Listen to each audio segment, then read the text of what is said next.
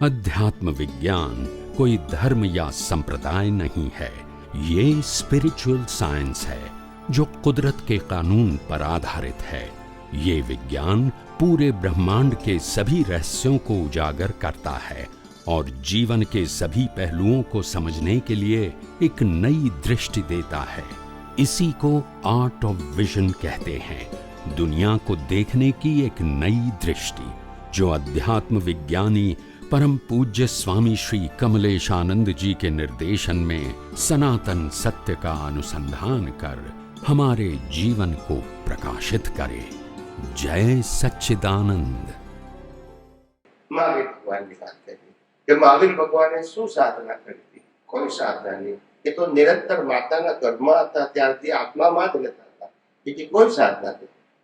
12.5 વર્ષ સુધી પણ એમને સાધના કરી એવું જે કહીએ છે, ખરેખર એમને એમના કર્મ કપાયા। શું થયું? જે જે કર્મો ભારે કર્મો હતા એ બધા ખપાઈ નાખ્યા। પછી કેવળ જ્ઞાન થયું, પછી દેશ જ્ઞાન। એટલે એમ માનીએ આપણે કે 12.5 વર્ષ સુધી આત્માને જોતા હતા, માતાના ગર્ભમાંથી જ આત્મામાં હતા।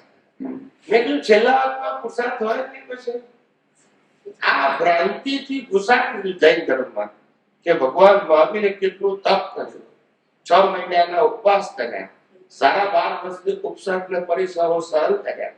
આ બધું ધાર્મિક સત્ય છે, સનાતન સત્ય સમજાય છે? સનાતન સત્યમાં તો માતાના ગર્ભથી નિર્વાણ સુધી જે કંઈ બન્યું મહાવીરના જીવનમાં એ કુદરતી રચના છે, ગયા અવતારના કર્મનું ફળ છે। મહાવીરે કશું કર્યું નથી। બીજું સવાલ નીચે સાહેબ કે જૈનો કહે છે કે એકવાર મનુષ્ય જન્મ મળ્યા પછી પાછું બીજું મનુષ્ય જન્મ 84 લાખ યોનિમાં ગયા પછી જ મળશે, આમાં શું છે? રિલેટિવ સત્ય છે। તો ખરેખર રિલેટિવ સત્ય એટલે લોકે માને કે બસ સનાતન સત્ય નહીં, કુદરતનો કાનૂન નહીં, અને આ દુનિયા કુદરતના કાનૂન ચાલે છે, લોકોની માન્યતાથી ચાલતું નથી। સમજી ગયો? પણ લોકોને જે માનવું એ માનવાનો અધિકાર છે, ચાલે છે। કુદરતનો કાનૂન છે, એક વખત મનુષ્ય ભાવમાં જન્મ થાય પછી વધારે 8 ભાવથી 9મો ભાવ ના થાય, મનુષ્ય ભાવ આવતા વધારે ઓછોમાં ઓછો નેક્સ્ટ બર્થમાં પણ મનુષ્ય ભાવ થાય, ઓછોમાં ઓછો, અને વધારે 8મા ભાવે તો મનુષ્ય ભાવ થાય જ નિયમથી। ને 84 લાખ ભૂમિ છે, પણ ભટકવું જરૂરી। ક્યારે કોઈ પણ જીવ, સાંભળો બરાબર, ક્યારે કોઈ પણ જીવ 84 લાખ યોનિમાં ભટકતો જ નથી, કોઈ પણ જીવ, સમજાય છે? અને 84 લાખ યોનિમાં જીવો જન્મે છે, મરે છે, જન્મે છે, મરે છે, પણ એક જ જીવ બધી યોનિમાં ફરે છે એવું જરૂરી? હવે સમજી ગયા? જેમ દેવલોકની અંદર બધા દેવલોક છે એમાં મારો જન્મ થયો હોય એવું જરૂરી? નરકમાં 1 થી 7 નરક છે, બધામાં હું જન્મ્યો હોઉં જરૂરી? ચાલે તો 84 લાખ યોનિમાં બધી નરકે આવી ગઈ, બધા દેવલોકે આવી ગયા, યસ કે નો? Yes yes. તો બધામાં જવાનું? આ એવી માન્યતા ઘુસાડી દીધી છે લોકોએ, That is problem છે। ખ્યાલ આવે? માણસ ઉપર પહોંચે છે પણ માન્યતા નીકળતી નથી। શરીરમાંથી આત્મા નીકળી જાય પણ માન્યતા એવી ગાઢ થઈ ગઈ છે। કોઈ કાઢવાવાળું કે મળ્યું નથી, જેને સમજાય નહીં, શું કરીએ? એવા કોઈ ગુરુ નથી પામ્યા કે જેને આ બધી વસ્તુની ખબર હોય કે આપણે સમજાવે। એટલે પણ આ વિજ્ઞાને કીધું સમજતા, વિજ્ઞાને બધું ખુલ્લું કર્યું ને કે કુદરતનો નિયમ છે, કોઈ કુદરતનો નિયમ કહેતું જ નથી। બધા કે અમારા ધર્મનો નિયમ, અમારા ગુરુનો નિયમ, અમારા ભગવાનનો નિયમ, આમ જ વાત કરે છે। બરાબર, તમારા ભગવાન હોય, તમારા ગુરુ હોય, તમારી સંસ્થા હોય, એ બધાને લાગુ પડે, પણ કુદરતનો કાનૂન હતો બધા લાગે। આ વાત કરતું જ નથી કોઈ। એટલે લોકોએ કુંડાળા ઉભા કર્યા। શું કર્યા? અને કુંડાળામાંથી બહાર નીકળવાનું પછી શું કરે? એટલે આપણામાં કહેવત પડી, કુવામાં મેડમ રાઉન્ડ રાઉન્ડ કરે, ચોમાસામાં સમજાવ્યું તમને સાહેબ? આઠમા મનુષ્ય થયા પછી વધારે આઠમા ભવે મનુષ્ય થવું જ પડે. નહીં, એ બરોબર છે સાહેબ. મેં ઘણા સત્સંગ સાંભળે છે તમારા, સાચી વાત છે. બાકી દુનિયામાં તેને જે માનવું હોય માને, એમાં આપણે કોઈને કશું હમણાં રૂબરૂ આવી ગયું છું એટલે સવાલ પૂછ્યું. કઈ વાત? અચ્છા, એક બીજો સવાલ એ છે કે આપણે જ્યારે આરતી કરીએ, પૂજા કરીએ તો આપણા મનમાં ભાવ શું હોવો જોઈએ? ભાવ એવો જોઈએ કે હે પરમાત્મા, તમારી આરતી તો કરું છું, પણ એ પરમાત્મા મારી અંદર પણ છે, તો મારી અંદર રહેલા પરમાત્માની અનુભૂતિ કરી શકું એવી આપ મને શક્તિ આપો. હું તમારી આરતી મારી અંદર રહેલા પરમાત્માને અનુભવવા માટે કરી રહ્યો છું. સમજાય છે? Yes. કારણ કે પરમાત્મા તરીકે તમે ને હું જુદા નથી. નથી, પણ મને મારો અનુભવ થયો નથી, તો અનુભવ થાય એવી શક્તિ આપો. Yes. આપણે કે એના મનોરંજન કાયાની અનુભૂતિ નથી કરવાની, એના મનોરંજન કાયા જે પરમાત્મા છે એની અનુભૂતિ કરવી છે આપણે, કારણ કે આપણું રૂપ ને એનું સ્વરૂપ બંને કેવું છે? એક જ છે. બોડી જુદા, કર્મો જુદા, પણ પરમાત્મા બંનેના. દાદા ભગવાને આપીને પ્રાર્થના, હે અંતર્યામી પરમાત્મા, આપ દરેક જીવ માત્રમાં વિરાજમાન છો, તેમજ મારામાં પણ આપનું સ્વરૂપ તે, મારું સ્વરૂપ. ગમે તે મંદિરમાં જઈએ તો આ પ્રાર્થના બોલી શકાય. એટલે આપણા અને પરમાત્મામાં કોઈ ભેદ નથી. પ્રકૃતિમાં ભેદ છે, પરમાત્મામાં ભેદ નથી, પણ આપણને આપણા જ પરમાત્માનો અનુભવ થયો નથી, માટે પેલા પરમાત્માને પ્રાર્થના કરીએ છીએ. બસ આટલું જ છે. હું મહાવીરને પ્રાર્થના કરું ત્યારે મહાવીરના પરમાત્માને પ્રાર્થના કરવાની. કેમ? કારણ કે મહાવીરને તો બાળી નાખ્યા, પણ પરમાત્મા બળે ને, એ તો આજે છે. ખ્યાલ આવ્યો? એટલે મહાવીરના પરમાત્માને હું પ્રાર્થના કરું, હે પરમાત્મા, તમારું ને મારું સ્વરૂપ એક છે. મહાવીરને આપણે એક નથી, પરમાત્મા પરમાત્મા એક છે. મહાવીરનું લાઈફ જુદું, આપણું લાઈફ જુદું, મહાવીરના હિસાબ જુદા, આપણા હિસાબ જુદા. પ્રકૃતિ કે બંને બધા કેવા છે? જુદા છે, પણ પરમાત્મા કરીને એની અનુભૂતિ માટે તમને પ્રાર્થના કરું છું, તમને તમારી આરતી કરું છું. સમજાય છે? હા. ક્યારે રામકૃષ્ણ મહાવીરે ક્યારે દેવની આરતી કરવાનું કહ્યું નથી, અને કરાવતા પણ દાદા ભગવાને આરતી કરાય કે દાદા ભગવાનની કરાય, એમ પટેલની ના કરાય. પણ આપણે તો દાદા ભગવાન એમ પટેલની દાદા ભગવાન કરી નાખ્યા, કે શું થાય? ભૂલ આપણી છે. એમને તો લાખો વખત ત્યાં એ પટેલ છે, કોન્ટ્રાક્ટનો લંગોડો ધંધો કરે છે, ભાલણમાં જન્મેલા છે, બરાબર છે, અને તમને બધાને આ વિજ્ઞાન પીરસવાનું એ નિમિત્ત છે. પણ હું તો દાદા ભગવાન છું, જ્ઞાન દર્શન ને ચારિત્ર વાળું, મારું જન્મ જીવન મૃત્યુ નથી. ત્યારે તો અમે કીધું કે દાદા ભગવાનની જન્મ જયંતિ હોય અહીંયાથી જરૂર બોમ્બેમાં, એમ પટેલ ની હોય. દાદા ભગવાનની કેવી રીતે? દાદા ભગવાન કે જન્મ અમારા હતા, એમ પટેલ ગુડી મંદિર છે, મગર મરતા નથી ને મળતા નથી તે દાદા ભગવાન. તો કે દાદા ભગવાનની સમાધિ ઉપર જઈએ, મરતા નથી, પડતા નથી, ગાવા પણ ખરું ને સમાધિ માનવાની એ. આ ડબલ આ દ્વંદ્વને કારણે માણસનું સાચું વિજ્ઞાન સમજી શકતા નથી, અને સંસારમાં તો આવું જ ચાલશે. દ્રષ્ટિ આપણે કરેક્ટ કરવી પડશે, દુનિયાની દ્રષ્ટિ આપણે કરેક્ટ ના કરી શકીએ. દુનિયા એની દ્રષ્ટિ બરાબર છે. મારે મુક્ત થવું હોય, મારે આજી વ્યાધિને ઉપાધિમાં સમાધિની અનુભૂતિ કરવી હોય, મારે મારી દ્રષ્ટિમાં રહેલા અજ્ઞાનનો નાશ કરવો હોય, તો મારે સનાતન સત્ય સમજવું પડશે. દુનિયાને સમજવું છે કે નહીં એ મારો વિષય છે, મારે સમજવું છે, મારો વિષય છે. મારે જેમ છે તેમાં જગતને જાણવું છે સનાતન સત્યથી, એ મારો વિષય છે. દુનિયાનો વિષય છે કે નહીં એની સાથે આપણે લેવા દેવા નથી. શ્રીમદ રાજચંદ્ર આટલા મોટા જ્ઞાની પુરુષ હતા, એમનું વાક્ય છે કે તોય નિશ્ચય મનને રાજ રહ્યો. તો મારો પ્રશ્ન એમ છે કે આપણે જે રીતે કુદરતી રચનાને બધું પ્રેક્ટિસ કરીએ છીએ, તો પ્રતિષ્ઠિત આત્માને તો જે હું મારામાં પ્રકૃતિમાં હું પણ છે એનું હું ભિન્નતા કેવી રીતે અનુભવ કરવું એ એટલે ડિસ્ચાર્જ પ્રતિષ્ઠિત આત્માને તો હું ને મારું થોડું પ્રકૃતિ સાથે હોય, કારણ કે ગયા અવતારમાં ચાર્જ કર્યું, આ અવતારમાં ચાર્જ વાળા પ્રતિષ્ઠિત આત્મા ના હોય, લાઈવ પ્રતિષ્ઠિત આત્મામાં ના હોય, જે પુરુષાર્થ કરે છે. પરિણામ વાળું પ્રતિષ્ઠિત આત્મામાં તો હોય જ નથી.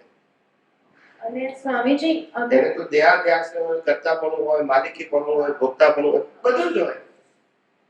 કારણ કે અજ્ઞાનથી ચાર્જ કર્યું હતું, આજે એ ભોગવે છે. એટલે એ મિકેનિકલ ભાગ છે. મિકેનિકલ ભાગ કશું કરી શકે નહીં. અને કુદરત સંજોગો આપે પણ ભોગવવાનું, અને એની માન્યતા પ્રમાણે એ માને કે મેં ભોગવ્યું, મેં મેળવ્યું, મેં ગુમાવ્યું, હું જીવ્યો, હું મર્યો, બધું કરે.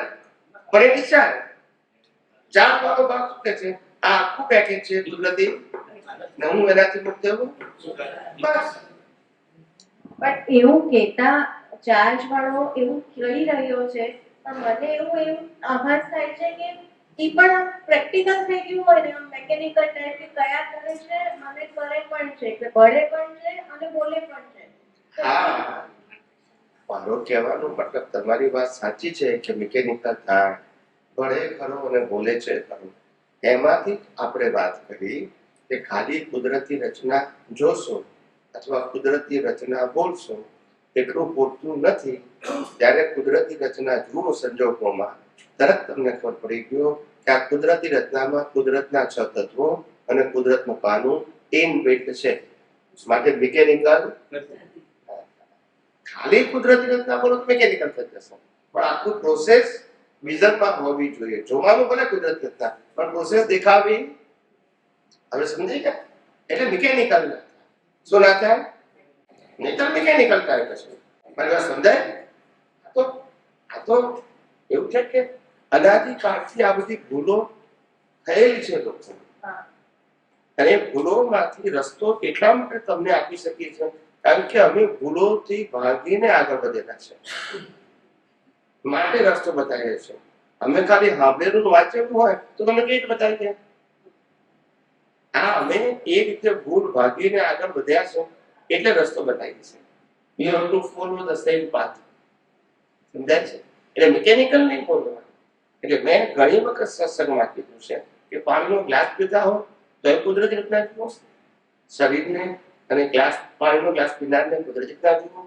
હું એનાથી મુક્ત એવો શુદ્ધાત્મા ઉપયોગ કરવામાં શું વાંધો છે વિજ્ઞાનનો? પણ આપણે તેમ લાગે કે નાના સંજોગોમાં નહીં, નાનો સંજોગ હોય કે મોટો સંજોગ હોય, કુદરતી રચનામાં કુદરતી રચના જ છે અને શુદ્ધાત્મા વાળો ભાગ શુદ્ધાત્મા છે. એને ખાતા હોય, પીતા હોય, ચા પીતા હોય, વાંધો છે. એ ચા પીનાર વાળા ભાગને, ચા પીવે છે તે ને શરીરને કુદરતી રચના જોવાનું શું વાંધો છે? એમાં કે અઘરું છે? અને હું શુદ્ધાત્મા છું. હું ચા પીતો હોય નથી ને ચા પીનારો પણ, ને મારી ચાની જરૂર પણ. તો વાંધો શું છે? જોવાનું શું વાંધો છે? આનું નામ પ્રેક્ટિસ કહેવાય. આપણે પ્રેક્ટિસ નથી કરતા. શું નથી કરતા? પછી તો મેકેનિકલ થઈ જાય ને. હું તમને રસ્તા તો બધા બતાવું છું, બરાબર? હવે પ્રેક્ટિસ તો તમારે કરવી પડશે. હું કઈ રીતે કરી શકું? ભગવાન મહાવીર ની ધર્મપત્ની માટે જો ભગવાન મહાવીર પ્રેક્ટિસ કરતા હોય તો 2 મોક્ષે જાય. પણ એવું છે? દરેકે વ્યક્તિગત જ કરવી પડે. એમાં સામૂહિક ચાલે નહીં. સી મોક્ષ માર્ગનો પુરુષાર્થ એ હંમેશા સર્વકાળ માટે ઇન્ડિવિડ્યુઅલ જ હતો, કોઈ કાળે સામૂહિક નતો. એકી ફેમિલી પ્રોબ્લેમ નથી મોક્ષે જવું. સમજાય છે? હા, એ વ્યક્તિગત વસ્તુ છે. જેને જવું હોય એને વિજ્ઞાન ફોલો કરવાનું, જેને ના જવું હોય તો ના કરવું. કારણ કે વાત તો દ્રષ્ટિની જ છે, મન વચન કાયાની નથી. Swamiji, the more you practice, the more તમને અનુભવ થાય ભિન્નતાનો. Of course, પ્રેક્ટિસ થી જ પ્રેક્ટિકલ થશે, પ્રેક્ટિસ થી જ રિયલાઇઝેશન થશે, અને પ્રેક્ટિસ થી જ પરફેક્ટ થવાશે. ખાલી સમજવાથી જાણવું એ પ્રાઇમરી છે. પછી જો ઉપયોગ નહીં કરો તો કશો કોઈ અર્થ જ નથી. આ બહેનો બધા ટીવી ઉપર રેસીપી જુએ અને બનાવે નહીં તો બોલતા નથી. મતલબ કરો તો પછી રેસીપી નો ઉપયોગ કરવાનો હોય તો જાણવાનું. નહીં તો શું જાણવાની જરૂર પછી? ખ્યાલ આવે. સ્વામીજી, હમ આપણે પરિણામ વાળો પ્રતિષ્ઠિત આત્મા અને પુરુષાર્થ વાળો પ્રતિષ્ઠિત આત્મા એ શબ્દમાં તો બહુ સમજાય છે, મારે પ્રેક્ટિસમાં કેવી રીતે કહેવું? પરિણામ વાળું પ્રતિષ્ઠિત આત્મા હંમેશા મિકેનિકલ કેવો હોય? મિકેનિકલ. જે આપણા કંટ્રોલમાં આજે ના, કારણ કે ઓટોનોમ છે. કેવો છે? Okay, okay. પુરુષાર્થ વાળો ભાગ હંમેશા આપણા કંટ્રોલમાં હોય, પણ જેટલો સમજાય એટલો. જ્ઞાન દર્શન ના સમજાય તો એ મિકેનિકલ થઈ જાય. પુરુષાર્થ તો કરે પણ મિકેનિકલ થઈ જાય. કરવો નથી પણ થઈ જાય, કારણ કે આઈડેન્ટિફાય આપણે કરી શકતા હું પુરુષાર્થ છે. અલગ પુરુષાર્થ કરું છું કે નહીં એની પારસીસી છું. પુરુષાર્થ કરું છું કે નહીં એની પારસીસી તો એ છે કે મન વચન કાયના બધા જે સંજોગો પરિણામ સ્વરૂપે છે એ જો આપણે એક્સેપ્ટ કરીએ, તો કરીએ એક્સેપ્ટ કરીએ કે આ બરાબર છે, તો એ અજ્ઞાનની જાગૃતિ છે. ફરીથી સમજો. મન વચન કાયાની બધી અવસ્થાઓને આપણે એક્સેપ્ટ કરીએ કે આ બરાબર છે. મેં મારામારી કરી તે બરાબર, પ્રેમ કર્યું તે બરાબર, સારું કર્યું તે બરાબર, ખરાબ કર્યું તે બરાબર. એટલે આપણે અજ્ઞાનને સપોર્ટ કર્યો. ગયા વખતે અજ્ઞાન હતું, એનાથી બીજ પાડ્યા હતા, એનું આખું આવ્યું. અને આજે બી આપણે શું કર્યું? ક્યાં કરે છે? બરાબર છે. એટલે આ અજ્ઞાનનો ઉપયોગ છે. ઓકે. હવે વિજ્ઞાનનો ઉપયોગ એટલે શું? આ જે થયું એને કુદરતી રીતના જોયું, તો વિજ્ઞાનનો ઉપયોગ થયો. તો પછી એ સંજોગ ક્યારે હોય? કુદરતી રચના જોયું એટલે કે મેં આ સંજોગ કોણે આપ્યો? કુદરતી આપ્યો. શરીર કોણે આપ્યું? કુદરત. તો પછી રચના કોણે થઈ? રચના કુદરત. તો બસ કુદરતી રીતના જોયું તો તમે મુક્ત છો. એટલે એનો મતલબ એમ થયો કે જે બને છે એને એક્સેપ્ટ કરવાનું વિધાઉટ. ના, કુદરતી રચના જોઈને accept કરો. એટલે એ જરા મને શબ્દમાં તો સમજાય છે, જરા ક્લેરિફિકેશન આપો ને. આજે શરીરે ચોરી કરી. ઓકે. હવે હું કહું કે શરીરે ચોરી કરી એ બરાબર છે, તે બરાબર કહેવાય? ના. કેમ? એક્સેપ્ટ તો કર્યું, એક્સેપ્ટ ના કર્યું, એક્સેપ્ટ તો કર્યું. તે બરાબર કહેવાય? નહીં, કુદરતી રચના એટલે શું કહેવા માંગો છો? કુદરતી રચના એટલે કે અત્યારે જે ફાઇલ નંબર 1 કે શરીર ચોરી કરી જ છે, ઓકે, એને મેં કર્યું માનશો તોય અજ્ઞાન. આ ન કરવું જોઈએ તોય અજ્ઞાન. આ ન કરવું જોઈએ તો એવો બીજ નહીં પડે કે બીજો બીજ પડશે. આની કરતા પણ છે હવે ચોરી નથી કરવી એવો બીજ પડશે, અને કર્યું એક્સેપ્ટ કર્યું કે બરાબર છે, ચોરી કરવાનો બીજ પડશે. પણ કુદરતી રચના જોડે તો કોઈ બીજ નહીં પડે. કુદરતી રચના એટલે કુદરતી રચના એટલે તમે તમારો કોઈ રોલ નથી. પ્રકૃતિ તરીકે રોલ નથી ને અવસ્થા તરીકે તમારો રોલ નથી. મિકેનિકલ, પ્રકૃતિ એ મિકેનિકલ અને અવસ્થા પણ મિકેનિકલ. એટલે આ જે બની રહ્યું છે એને હું જુદો રહીને જોઉં કે જુદો રહીને નહીં, કુદરતી રચના જોવું. જુદો રહીને કુદરતી રચના.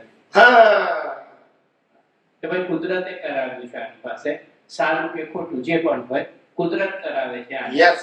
અને હું એનો જોનાર જાણનાર શુદ્ધાત્મા. બરાબર?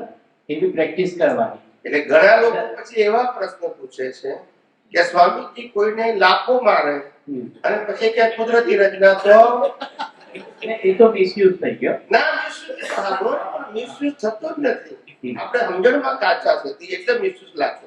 મિસયુઝ છે જ નહીં. અચ્છા. મેં કીધું આપણે કોઈને લાફો મારી દો અને કુદરતી રચના જોયું તો લાફો કોણે માર્યો? પ્રકૃતિ. કઈ લાફો કોણે માર્યો? પ્રકૃતિએ. કઈ પ્રકૃતિને માર્યો? બીજા. એ પણ પ્રકૃતિ. બંનેની પ્રકૃતિનો માલિક કોણ છે? કુદરત. ચલાવે છે કોણ? કુદરત. અંત કોણ લાવે છે? કુદરત. સંજોગ કોણ આપ્યા? કુદરત. તેમાં આપણે ક્યાં છીએ? મેં લાફો મારી કુદરતી રચના જ છે, અને પેલો બીજી બે મારે તે કુદરતી રચના.